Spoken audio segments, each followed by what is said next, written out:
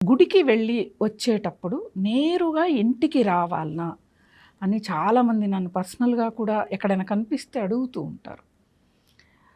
గుడికి వెళితే చాలామంది గుడికే ఏందండి ఏదైనా తీర్థయాత్రలకు వెళ్ళొచ్చినా నేరుగా మా ఇంటికి వెళ్ళాలండి.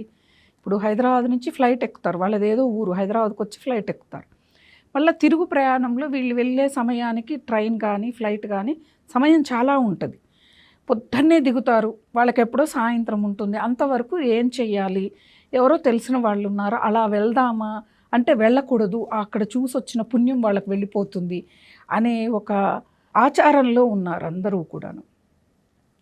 మనము తీర్థయాత్రలకెళ్ళినప్పుడు ఆ దేవుణ్ణి దర్శించుకున్నాము. ఆలయంలో కాసేపు కూర్చున్నాము. తిరిగి మనకు గదినిచ్చింటారు కదా! ఆ గదిలోకొచ్చాము.